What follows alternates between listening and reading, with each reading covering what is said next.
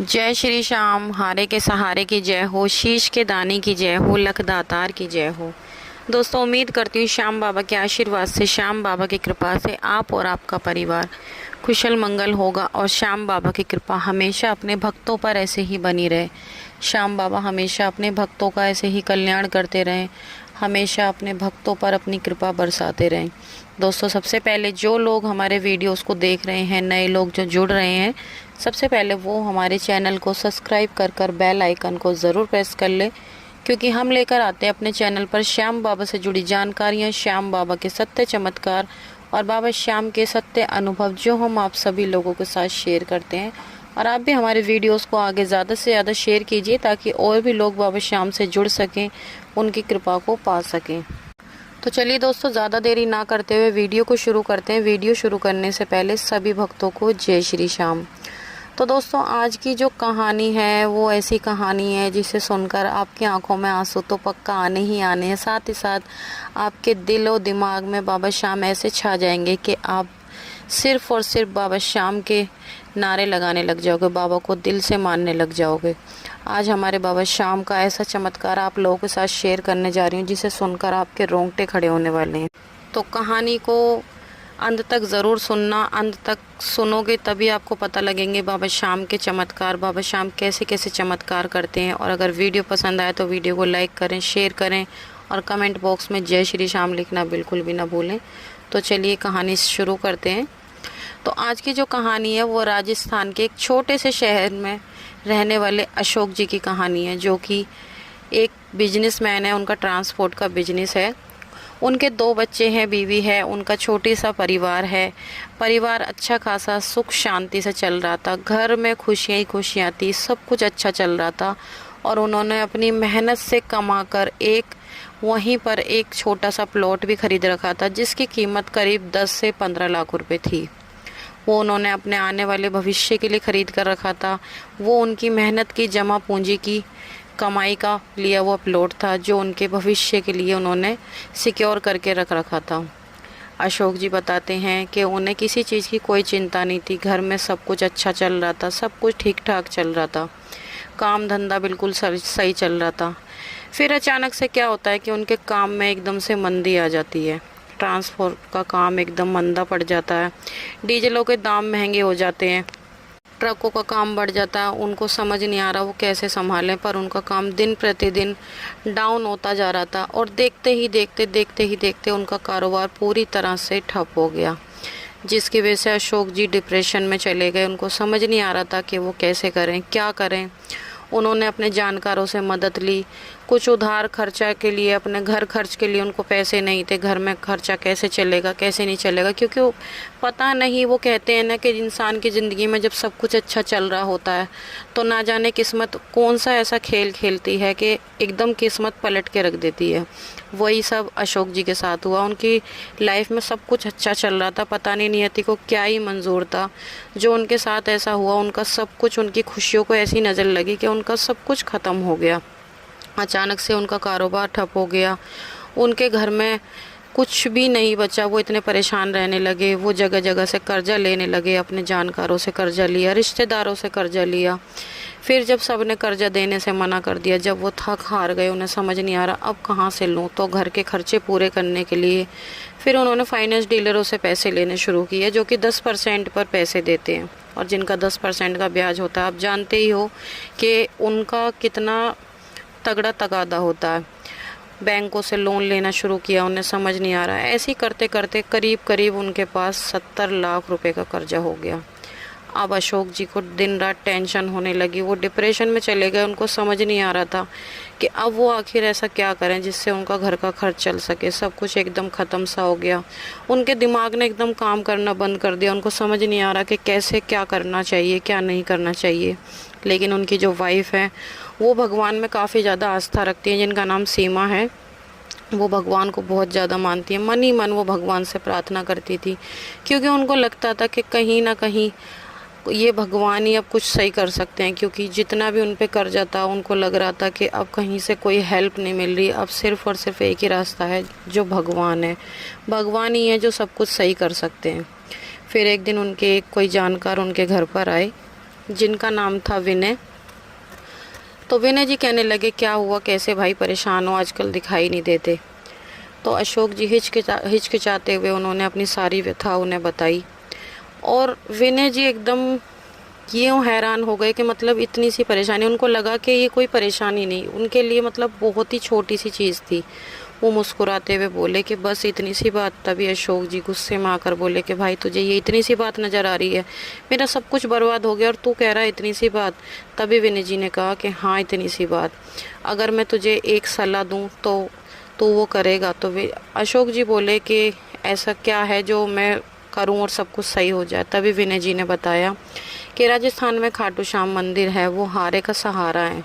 बाबा श्याम के पास जो भी सच्चे दिल से हार के जाता है, जो भी कोई उनसे मांगता है, श्याम बाबा उसकी ज़रूर सुनते हैं। तू भी एक बार श्याम बाबा से सच्चे दिल से प्रार्थना कर। और तू एक काम करियो, खाटू श्याम मंदिर जाने से पहले एक रुमाल लेना और श्याम बाबा के सामने दिया जलाना। दिया जलाकर उस रुमाल को हाथ में लेना और अपनी सारी परेशानी बाबा श्याम को बताना और उनसे हाथ जोड़ के प्रार्थना करना। तेरी धीरे धीरे सभी परेशानी ख़त्म हो जाएंगी। और जिस दिन तेरी परेशानी ख़त्म हो जाए, बाबा को बोलना कि मैं उस दिन अपने पूरे परिवार के साथ आपको धन्यवाद कहने आऊँगा। इस तरीके से उसने उपाय बताया। तभी अशोक जी गुस्से में बोले, सिर पकड़ा और बोले कि यार ये कोई मजाक नहीं चल रहा। अगर ऐसे कोई रुमाल में गांठ बांधने से काम होने लगे तो बस मैंने हर वो मुमकिन कोशिश कर ली जो नहीं करनी चाहिए थी, पर फिर भी मेरे कोई काम नहीं बने। तभी विनय ने कहा कि एक बार मेरे कहने से ये काम और करके देखो। वो ऐसा कहकर चले गए, पर अशोक जी को बिल्कुल भी विश्वास नहीं था। उन्होंने कहा ये सब बिल्कुल अंधविश्वास है, ऐसा कुछ नहीं होता। लेकिन अशोक जी की पत्नी सीमा जी, उनको भगवान पर पूरा विश्वास था। उन्होंने अशोक जी को समझाया और अशोक जी से कहा कि देखो तुम चिंता मत करो बिल्कुल भी, हमें ऐसा करने में हर्ज क्या है, हमारी जेब से कुछ जा थोड़ी रहा है। अगर हम ऐसा कर लेंगे इसमें हमारा कोई नुकसान तो है नहीं, अगर कोई फ़ायदा नहीं होगा तो कोई नुकसान भी नहीं होगा। वो भगवान है, एक बार हम करके देख लेते हैं, शायद कुछ ना कुछ हो जाए। तो अशोक जी थोड़ा सा अपनी वाइफ के कहने से थोड़ा शांत हुए। उन्हें कहीं ना कहीं एक विश्वास की किरण उनके दिल में जागी।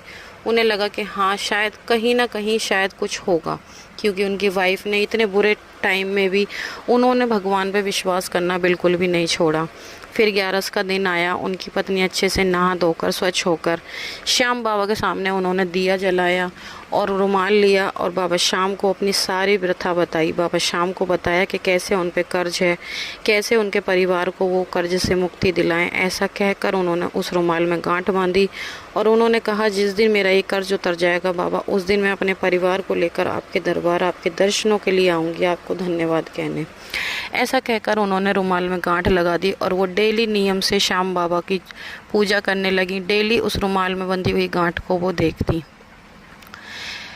कुछ दिन बीतते चले गए, कम से कम महीने 2 महीने बीत गए, कुछ खास कोई फ़र्क नहीं पड़ा।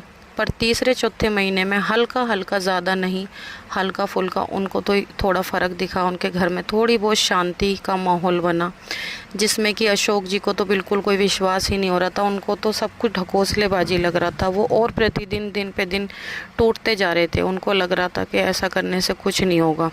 वो और ज़्यादा परेशान, कर्ज वाले घर पे चक्कर काटते थे। वो इतने ज़्यादा परेशान, उनको एक दिन लगा कि इस कर्ज से छुटकारा पाने का सिर्फ एक ही रास्ता है कि मैं अपने आप को ख़त्म कर दूं। लेकिन जब वो अपने मासूम बच्चों के चेहरे को देखते, अपनी पत्नी का विश्वास देखते, तो उनको लगता कि शायद कुछ हो जाए, शायद कुछ हो जाए। एक दिन अचानक सुबह के टाइम जब वो चाय पी रहे थे तो उनके फ़ोन पे एक कॉल आती है अनजान नंबर से। वो एक प्रॉपर्टी डीलर की कॉल होती है। वो फ़ोन उठाते हैं और बात करते हैं तो फ़ोन से आवाज़ आती है कि मैं ऐसे ऐसे प्रॉपर्टी डीलर हूँ और आपकी ऐसे ऐसे वहाँ पर प्रॉपर्टी है। तभी अशोक जी के दिमाग में सीधा अपनी जो प्रॉपर्टी है उनका ख्याल आता है। वो कहते हैं हाँ जी है। तभी वो सोचते हैं मन ही मन कि मेरी प्रॉपर्टी तो सिर्फ 10 से 12 लाख की है और कर्जा मेरे ऊपर 70 लाख का है, उसका क्या ही होगा, इसे देख के तो कोई फ़ायदा ही नहीं। लेकिन जब अगली बात प्रॉपर्टी डीलर ने बोली कि जो तुम्हारी प्रॉपर्टी है वो हाईवे रोड पर आई हुई है, उसके अच्छे दाम लग गए हैं, अगर आप चाहो तो उसे बेच सकते हो, आपकी प्रॉपर्टी का करीब 90 लाख रुपए का रेट लग रहा है। तभी अशोक जी एकदम कांप गए, उनके हाथ कांपने लगे और उन्हें लगा कि ये एकदम ऐसा कैसे हो गया। जो 10 से 15 लाख की प्रॉपर्टी थी वो 90 लाख में जा रही है, मतलब मैं सारा कर्जा उतारने के बाद भी कुछ बचत हो जाएगी।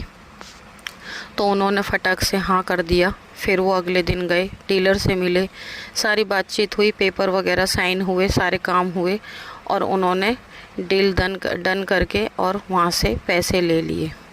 सबसे पहले उन्होंने उन फाइनेंस जो जिनसे उन्होंने 10% पे पैसे ले रखे थे उनके पैसे उतारे, बैंक वालों का लोन उतारा और जिनसे उन्होंने आस पड़ोस वालों से, जानकारों से, रिश्तेदारों से, जिससे भी उन्होंने पैसे लिए, उन्होंने सबसे पहले सबका कर्ज उतारा। उनके बच्चों की पढ़ाई भी छूट गई थी, उन्होंने फिर से अपने बच्चों की पढ़ाई शुरू करवाई और जो उनके पैसे बचे उन्होंने फिर से अपना बिजनेस खड़ा किया और अब की बार उन्होंने मन लगाकर अपना काम शुरू किया। उन्होंने कहा कि ये सब कुछ मेरे श्याम बाबा की कृपा से हुआ है। उनकी बाबा श्याम की कृपा से उनकी ज़िंदगी पूरी तरह बदल चुकी है और उन्होंने जिस तरह से बाबा श्याम से वादा किया था कि बाबा जिस दिन मेरा कर्ज उतर जाएगा मैं आपके दरबार आऊँगी, वो बाबा श्याम के दरबार गए अपने परिवार को लेकर और जो उन्होंने रुमाल में गांठ बांधकर, कपड़े में गांठ बांधकर बाबा श्याम के सामने रखी थी, वो गांठ उन्होंने बाबा श्याम के सामने जाकर खोली उनके दरबार में। वो कपड़ा उन्हें अर्पित किया और हाथ जोड़े, बाबा को धन्यवाद बोला और वहाँ से आ गए। आज श्याम बाबा की कृपा से उनकी ज़िंदगी फिर से पटरी पर आ गई है, फिर से उनकी ज़िंदगी में सिर्फ़ और सिर्फ खुशियाँ आ गई हैं। वो कहते हैं मेरी खुशियों का कारण और कोई नहीं, सिर्फ़ और सिर्फ मेरे श्याम बाबा हैं। आज से मेरा जीवन सिर्फ श्याम बाबा के नाम है, जो कुछ भी मेरे पास है वो सब कुछ श्याम बाबा के नाम है। तो दोस्तों ये आज की कहानी यहीं पर समाप्त होती है। दोस्तों जाते जाते एक बात और कहना चाहूँगी, जो लोग बाबा पर विश्वास नहीं करते वो प्लीज़ एक बार बाबा पर विश्वास करके देखिए। श्याम बाबा सच में चमत्कार करते हैं और आप लोगों की ज़िंदगी में भी चमत्कार करेंगे। अगर आप परेशान हो, पूरी तरह हार चुके हो, टूट चुके हो, आपको लग रहा है कहीं से कुछ नहीं होगा, तो आप एक बार बाबा पर विश्वास करके देखिए। आपका एक अटूट विश्वास आपकी ज़िंदगी बदल के रख देगा। दोस्तों अगर आज की कहानी आपको अच्छी लगी हो तो वीडियो को लाइक करें, शेयर करें, कमेंट बॉक्स में जय श्री श्याम ज़रूर लिखें। कल मिलते हैं एक और नई सत्य कहानी के साथ, जब तक के लिए जय श्री श्याम।